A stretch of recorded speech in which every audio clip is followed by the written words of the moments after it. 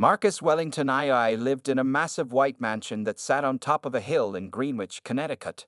The property was worth over $15 million, with perfectly manicured lawns, a tennis court, and an Olympic-sized swimming pool. At just 16 years old, Marcus had everything money could buy, but nothing about earning respect or showing kindness to others. The Wellington family was well known in Connecticut's elite social circles. Marcus's father, Marcus Wellington, who had built his real estate empire from the ground up, turning a small inheritance into a billion-dollar corporation. His mother, Victoria Wellington, spent most of her time organizing charity events and social gatherings, more concerned with appearances than actual charitable work. Mrs. Rose Thompson had worked for the Wellington family for over 20 years, starting when Marcus was still in diapers. She was a hard-working woman in her early 50s, with kind eyes and a gentle smile that never left her face, even when dealing with the most difficult situations. Despite the challenging work environment, she remained dedicated to her job, mainly because her daughter's medical school tuition depended on her steady income. Every morning, Mrs. Thompson would arrive at the mansion at exactly 6:30 a.m. She would start her day by preparing breakfast for the family, cleaning the massive house, doing laundry, and making sure everything was perfect before the Wellingtons started their day. The other household staff respected her immensely, often coming to her for advice and guidance. Marcus, however, was a different story. As he grew older, his attitude toward the household staff, especially Mrs. Thompson, became increasingly disrespectful. He would deliberately make messes for her to clean up, speak to her in a condescending tone, and sometimes completely ignore her presence.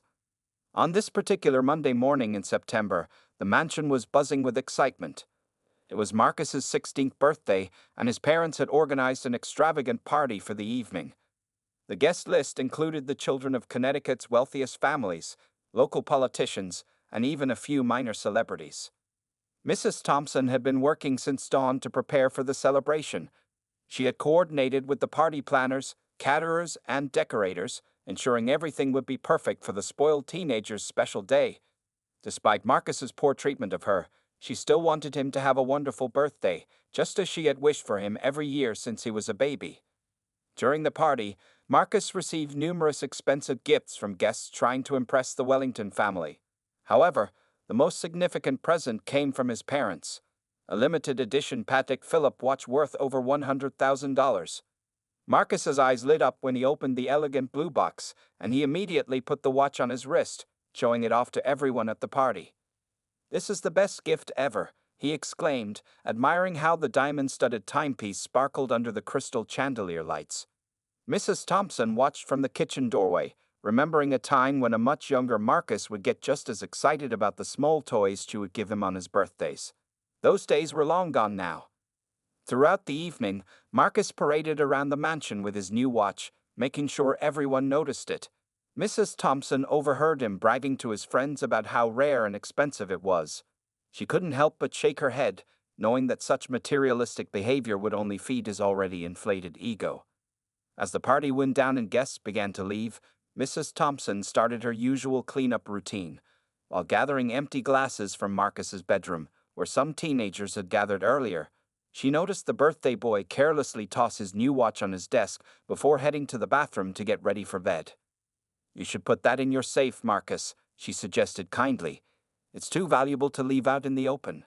Marcus turned to her with a cold stare. "Don't tell me what to do with my things," he snapped. "Just do your job and clean up this mess." Mrs. Thompson sighed quietly and continued her work, not knowing that this interaction would be the beginning of a chain of events that would change both their lives forever. The next morning, the mansion would erupt in chaos when Marcus couldn't find his precious watch, and his accusations would reveal just how deep his prejudices ran. Little did anyone know, this birthday would mark not just another year in Marcus Wellington II's privileged life, but the start of a lesson he would never forget. The next morning started like any other at the Wellington mansion. Mrs. Thompson arrived early to prepare breakfast, but the peaceful morning routine was about to be shattered. Around 9 a.m., loud shouting echoed through the mansion's marble halls. "Where is it? Where's my watch?" Marcus's angry voice boomed from upstairs. The sound of drawers being yanked open and items crashing to the floor filled the air. Mrs. Thompson was in the kitchen preparing Marcus's favorite breakfast when she heard his heavy footsteps thundering down the grand staircase. Marcus burst into the kitchen, his face red with anger. His designer pajamas were wrinkled, and his usually perfectly styled hair was messy from frantically searching his room. His eyes locked onto Mrs. Thompson with an accusing glare that sent chills down her spine. "You were the last person in my room last night," he said, pointing his finger at her. "You must have taken my watch." Mrs. Thompson's hands trembled as she set down the spatula she was holding. "Marcus, I would never take anything from this house. I've worked here since you were a baby." "Shut up," Marcus interrupted. "I know it was you. Nobody else would dare steal from me." His voice grew louder with each word, attracting the attention of other household staff who gathered nervously at the kitchen entrance. Victoria Wellington, hearing the commotion, rushed into the kitchen wearing her silk robe.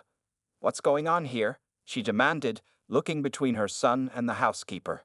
"Mom, she stole my birthday watch," Marcus declared, tears of rage forming in his eyes. "She was cleaning my room last night, and now it's gone. She probably thought she could sell it and make a fortune." Mrs. Thompson felt her heart racing. In 20 years of service, she had never been accused of anything like this. "Mrs. Wellington, please," she pleaded. "I would never steal from this family. You know me." Victoria's expression hardened as she looked at Mrs. Thompson. Instead of defending the woman who had helped raise her son, she pulled out her phone. "Marcus, call your father. I'm calling the police." The color drained from Mrs. Thompson's face. "Please, Mrs. Wellington, there must be some mistake. Let's look for the watch together. I'm sure it's somewhere in Marcus's room." But Marcus wasn't interested in searching. "I already looked everywhere. You're the only one who could have taken it. You've probably been stealing from us for years." Within 30 minutes, 2 police officers arrived at the mansion. Marcus Wellington II had also returned home from his office, his face stern as he listened to his son's accusations. The officers took statements while Mrs. Thompson sat in the living room, fighting back tears as 20 years of loyalty were being questioned. "Mrs. Thompson," one officer said, writing in his notepad, "do you understand that the missing item is worth over $100,000? Theft of this magnitude is a serious felony." "I understand," she replied, her voice barely a whisper. "But I'm innocent. I have a daughter in medical school. I would never risk her future by stealing." The officers requested to search Mrs. Thompson's modest car and her purse. She agreed, knowing she had nothing to hide. Meanwhile, Marcus watched from the window with a smug expression, certain that his watch would be found. As the search continued, other household staff members gathered in small groups, whispering among themselves. Many had worked with Mrs. Thompson for years and couldn't believe the accusations. The gardener, Mr. Chen, even tried to speak up about Mrs. Thompson's character, but Marcus's parents quickly dismissed him. The morning turned into afternoon, and no watch was found in Mrs. Thompson's possessions. However, the damage was already done. Victoria Wellington informed Mrs. Thompson that she would be suspended without pay until the investigation was complete. But Mrs. Thompson protested, tears finally falling. "How will I pay for my daughter's tuition?" "You should have thought about that before stealing from my son," Marcus sneered, standing beside his mother. As Mrs. Thompson gathered her belongings to leave, she looked at the family she had served faithfully for 2 decades. Marcus stood there, still in his pajamas, a look of satisfaction on his face. His parents flanked him protectively, their expressions cold and dismissive. Walking to her car, Mrs. Thompson didn't know that this terrible day would only be the beginning. The next few days would reveal truths about the Wellington family that would shock their entire community. News of Mrs. Thompson's suspension spread quickly through Greenwich's wealthy community. By the next morning, local social media groups were buzzing with discussions about the incident. The Wellington family's reputation as employers was suddenly under intense scrutiny. Mrs. Thompson sat in her small apartment, staring at her phone as it lit up with messages of support from former Wellington household staff. Her daughter, Michelle, had driven home from medical school as soon as she heard the news. She sat beside her mother, holding her hand tightly. "Mom, this is ridiculous. You dedicated your life to that family," Michelle said, her voice shaking with anger. "I'm going to withdraw from medical school. I can't let you suffer like this." Mrs. Thompson squeezed her daughter's hand. "No, "Sweetheart, your education comes first. We'll figure something out." But privately, she wondered how she would manage the next tuition payment without her salary. Meanwhile, at the police station, Detective Sarah Martinez was reviewing Marcus's statement. Something about the case bothered her. As she read through the report, she noticed several inconsistencies in the teenager's story. He claims Mrs. Thompson was the only person in his room that night. Detective Martinez muttered to her partner. But according to the party staff statements, at least 6 of his friends were up there during the celebration. The detective decided to dig deeper. She began interviewing former Wellington household employees, and a disturbing pattern emerged. Over the past few years, 5 other staff members had quit after Marcus accused them of theft. Each time, the missing items had mysteriously reappeared after the employees left. Back at the Wellington mansion, Marcus was enjoying his newfound attention. He had posted several TikTok videos about the theft, gaining thousands of views. In one video, he dramatically reenacted discovering his watch was missing, adding sad background music for effect. However, not everyone was sympathetic to his story. His school friends began sharing their own experiences with Marcus's behavior in the comments section. "Remember when you accused Maria from the cafeteria of stealing your AirPods, and then you found them in your gym locker? What about the time you blamed the janitor for taking your wallet, but it was in your car the whole time?" Marcus quickly deleted these comments, but screenshots had already been saved and shared. The local community Facebook group was flooded with similar stories from other household staff who had worked for the Wellingtons. Detective Martinez decided to interview Marcus again, this time focusing on his history of losing items. She arrived at the mansion to find him lounging by the pool, scrolling through his phone. "Marcus," she began, "I need to ask you some additional questions about the night of your party." Marcus rolled his eyes. "I already told you everything. That maid stole my watch. What else is there to discuss?" "Well, for starters, can you explain why you didn't mention that your friends were in your room that night?" Marcus's confident demeanor faltered slightly. I didn't think it was important." As the detective continued her questioning, Victoria Wellington interrupted, announcing that their lawyer had advised against any further interviews without legal representation. That evening, Mrs. Thompson received an unexpected visit from Jenny Chen, the gardener's daughter who had worked as a summer maid at the Wellington mansion 2 years ago. Jenny had a story to share. "Mrs. Thompson, I need to tell you something," Jenny said nervously. 2 summers ago, Marcus accused me of stealing his expensive sunglasses. I quit because I couldn't handle the shame. A week later, he posted a photo wearing those same sunglasses, claiming he'd found them. As more stories like Jenny's came to light, public opinion began shifting. Local news outlets picked up the story, focusing on the pattern of accusations against household staff of color. The Wellington family's lawyer advised them to handle the situation carefully, warning that this could become a major scandal. Mrs. Thompson's daughter started a GoFundMe page to help with her tuition and living expenses.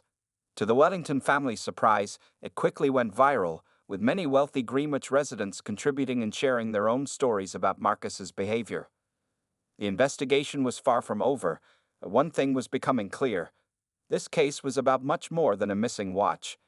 It was about privilege, prejudice, and the power dynamics that had allowed a spoiled teenager to repeatedly destroy the lives of hardworking people without consequences. Detective Martinez closed her case file for the day, knowing that tomorrow would bring new revelations. The truth about Marcus Wellington II was slowly unraveling, and it wasn't the story he had tried to tell. The 4th day of the investigation brought unexpected revelations that shook the Wellington household to its core.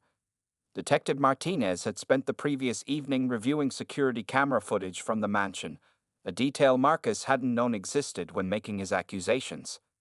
The mansion's security system had been installed just 3 months ago after a series of break-ins in the neighborhood.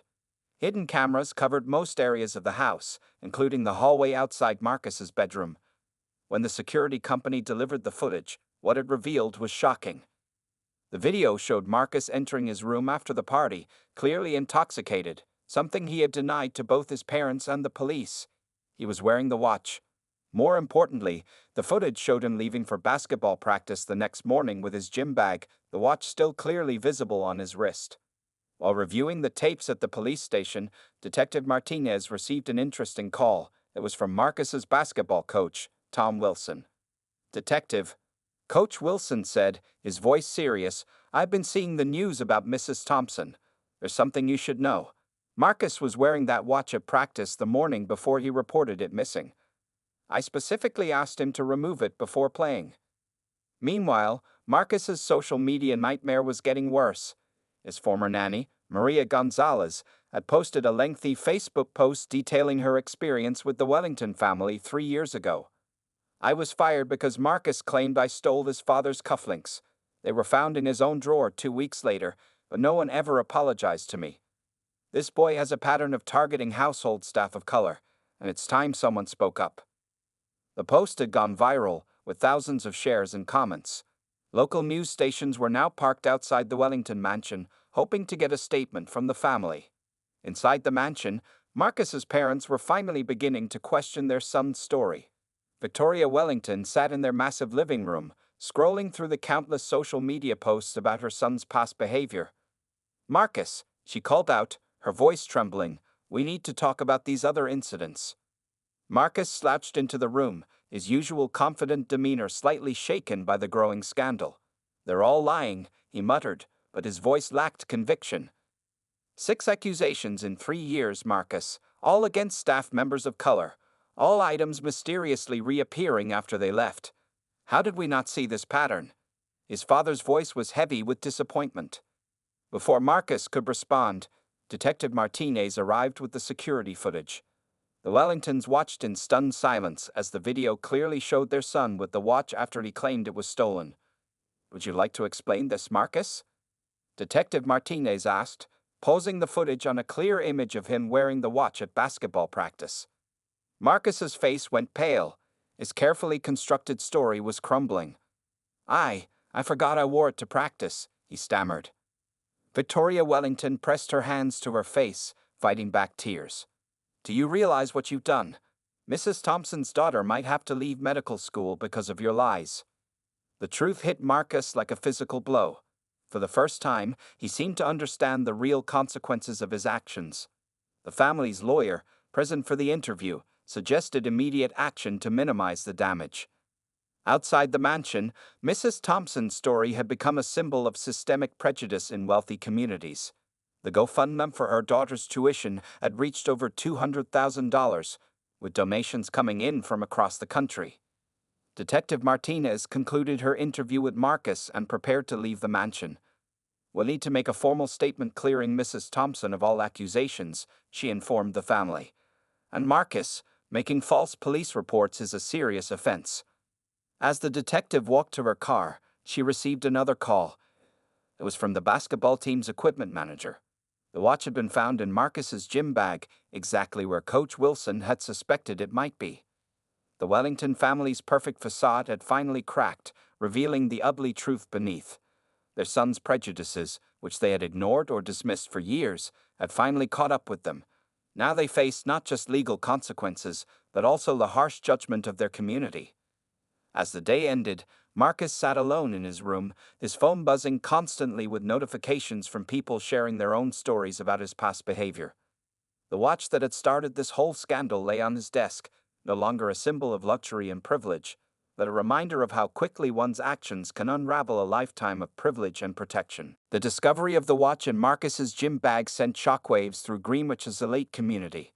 Local news stations broke into regular programming to report the development, and within hours, the story had gone national. Major news networks picked up the story, framing it as a case study of privilege and racial bias in wealthy communities. Marcus sat in his family's home theater, watching himself become the subject of news headlines across the country. "Privileged teens, false accusations against longtime housekeeper, expose pattern of racial targeting," read one headline. Victoria and Marcus Wellington II huddled with their crisis management team in the mansion's study. Their family lawyer, James Patterson, looked grave as he assessed the situation. "The damage to your family's reputation is severe," Patterson explained. "We're looking at potential civil lawsuits from former employees, and Marcus could face charges for filing a false police report." Outside the mansion gates, protesters had gathered, holding signs supporting Mrs. Thompson and demanding justice for other wrongfully accused staff members. Some signs read "Justice for Mrs. Thompson" and "Stop Racial Profiling." Marcus's school, Greenwich Preparatory Academy, called an emergency board meeting. By afternoon, they had issued a statement announcing his suspension pending an investigation into past behavioral incidents. His basketball teammates publicly distanced themselves, with team captain David Chen posting a video apologizing for not speaking up sooner about Marcus's pattern of behavior. On social media, the hashtag Justice for Ms. Thompson was trending nationwide. Former classmates and household staff continued sharing their experiences with Marcus. A former classmate revealed how Marcus had accused the only black student in their class of cheating on a test, only for it to be discovered that Marcus himself had been the one cheating. The school's former cafeteria worker shared how she lost her job after Marcus claimed she stole money from the cash register, though security cameras later proved she hadn't. The Wellington family's phones rang constantly with calls from concerned business partners. Several major companies were reconsidering their contracts with Wellington Real Estate Development, citing concerns about association with the scandal. Mrs. Thompson, meanwhile, had become an unwitting symbol of resilience in the face of prejudice. Civil rights organizations reached out to offer legal support, and several prestigious law firms offered to represent her pro bono in any potential lawsuits against the Wellingtons. Detective Martinez called a press conference to officially clear Mrs. Thompson's name. Standing before a crowd of reporters, she detailed the evidence that exonerated Mrs. Thompson and highlighted the troubling pattern of false accusations. This case reveals a disturbing trend of targeting service workers of color, Detective Martinez stated. We are reviewing previous incidents to determine if additional charges are warranted. Back at the mansion, Marcus finally broke down. Sitting in his father's study, surrounded by news coverage of his actions, the reality of what he'd done hit him full force. I didn't think it would get this big, he sobbed. I just wanted attention. His father, usually careful to maintain his composure, couldn't hide his disappointment. You've had every advantage in life, Marcus. Instead of using your privilege responsibly, you've used it to hurt people who work hard to support their families. Victoria Wellington, watching her son cry, realized her own role in enabling his behavior. Years of dismissing complaints and protecting him from consequences had contributed to this moment. The family's phones buzzed with a news alert. Mrs. Thompson had agreed to her first television interview, scheduled to air on national television the following evening. Marcus felt his stomach drop. The thought of Mrs. Thompson telling her story to millions of viewers made the consequences of his actions feel even more real. The woman who had helped raise him, who had always shown him kindness despite his behavior, would now share her experience of his false accusations with the world. As evening fell, the Wellington family gathered in their living room, the weight of the scandal heavy in the air. Their lawyer advised them to prepare for Mrs. Thompson's interview and its aftermath. The next 24 hours would be crucial in determining their family's future and whether they could salvage anything from this devastating situation.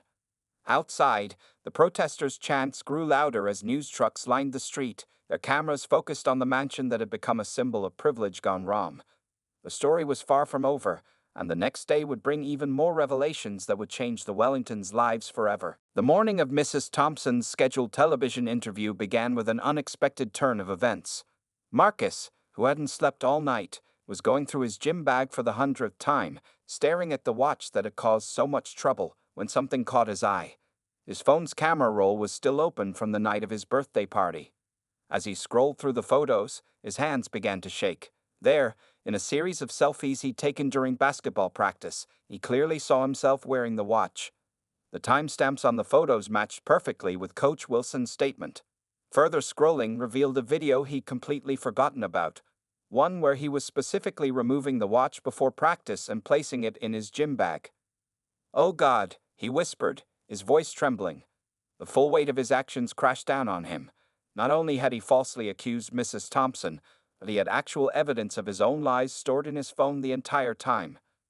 Downstairs, the Wellington family's crisis management team was preparing for Mrs. Thompson's interview when Marcus stumbled into the room, his face pale and his phone shaking in his hand.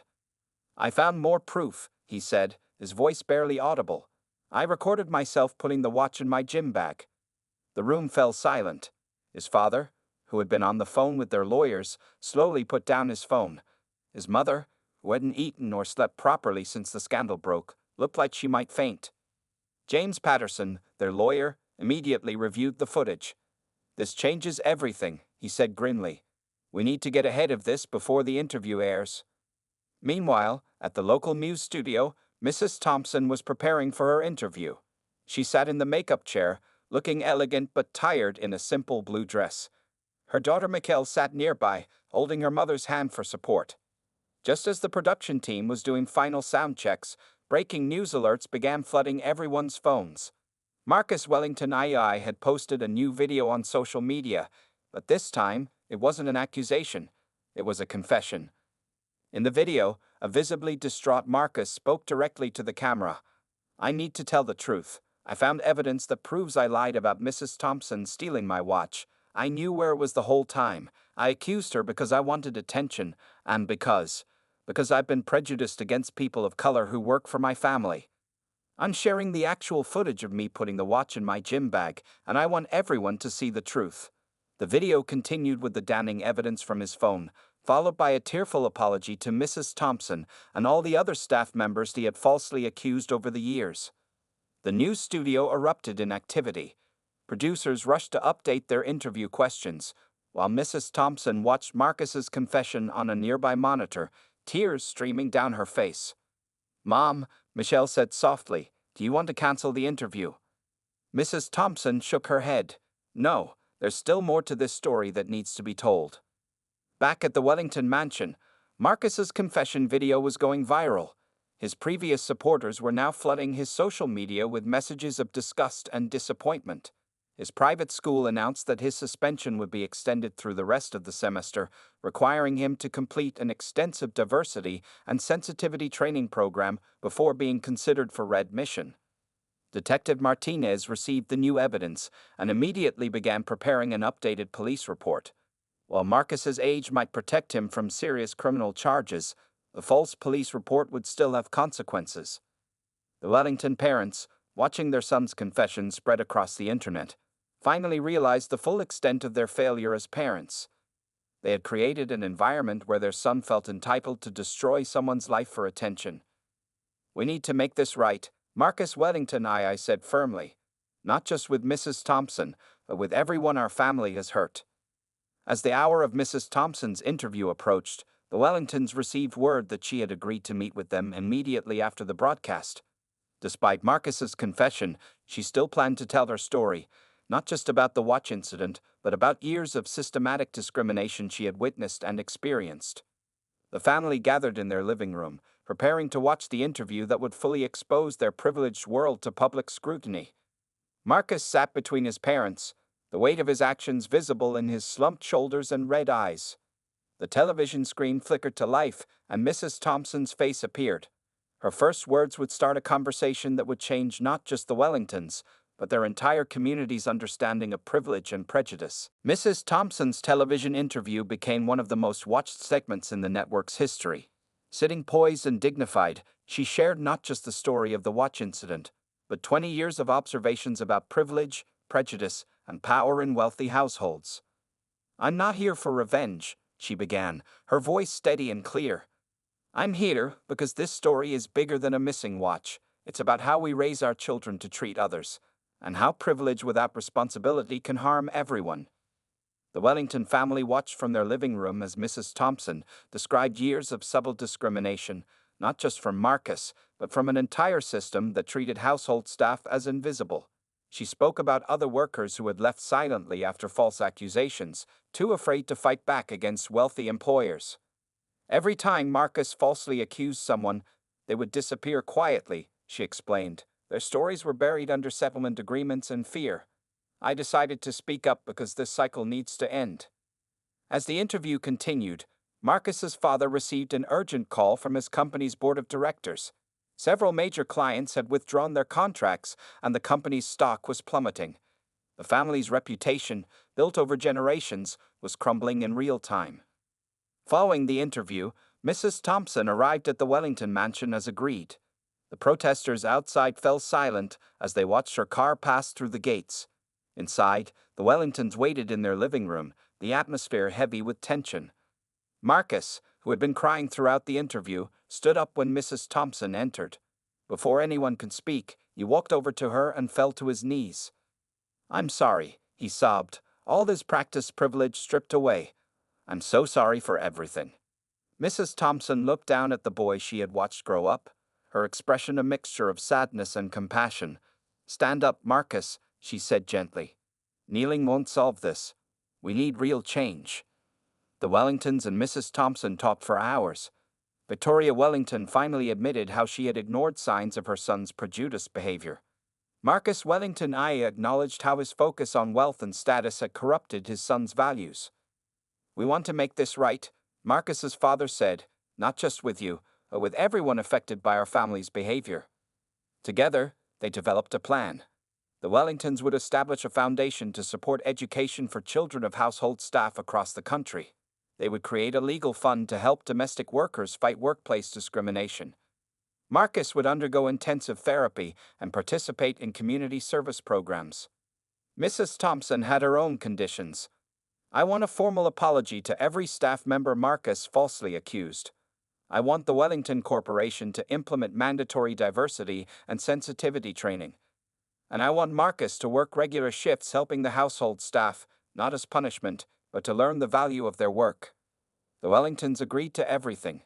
As they discussed the details, Marcus sat quietly, listening to the adults plan his path to redemption. For the first time in his life, he understood that his actions had real consequences that money couldn't fix. Later that evening, Mrs. Thompson and Michelle had dinner at their small apartment, discussing the day's events. "Are you sure about going back to work for them?" Michelle asked her mother. Mrs. Thompson nodded. "Sometimes, the best way to create change is from within. Besides, Marcus needs to learn, and running away won't teach him." The next morning, the Wellington family held a press conference announcing their plans. They stood together with Mrs. Thompson as Marcus Wellington I outlined the new foundation and corporate changes. Marcus stepped up to the microphone last, his voice shaky but determined. "I'm not asking for forgiveness," he said. "I'm promising to change. Not just my actions, but the thinking that led to them. Mrs. Thompson is giving me a chance to learn and grow, and I won't waste it." As reporters shouted questions, Mrs. Thompson watched the family she had served for so long begin their journey toward genuine change. She knew it wouldn't be easy, real transformation never is. But as she saw the humbled look in Marcus's eyes and the determined expressions on his parents' faces, she felt hopeful. The story of the missing watch had evolved into something much more significant, a catalyst for addressing deep-rooted issues of privilege and prejudice in their community. As Mrs. Thompson drove home that evening, she knew that tomorrow would bring new challenges, but also new opportunities for growth and understanding. 1 year had passed since the incident that changed everything at the Wellington mansion. The grand house looked the same from the outside, but inside, everything was different.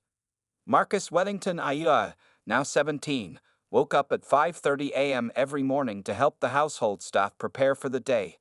Gone were his designer clothes. He wore simple work clothes as he learned every aspect of maintaining the mansion.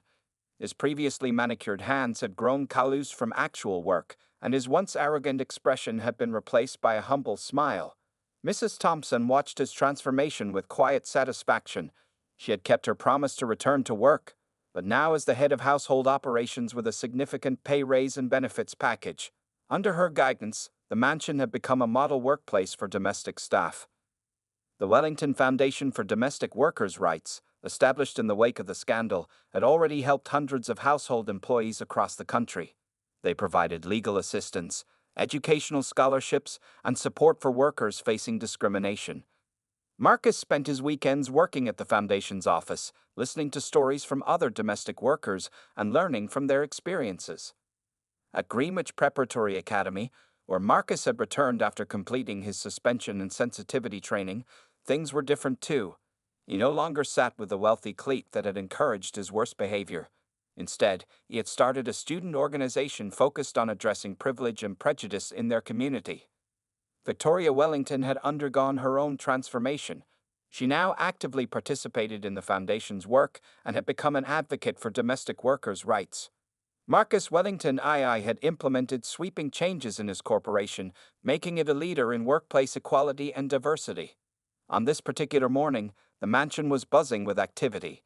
The Wellingtons were hosting a special event, the graduation ceremony for the Foundation's first class of scholarship recipients.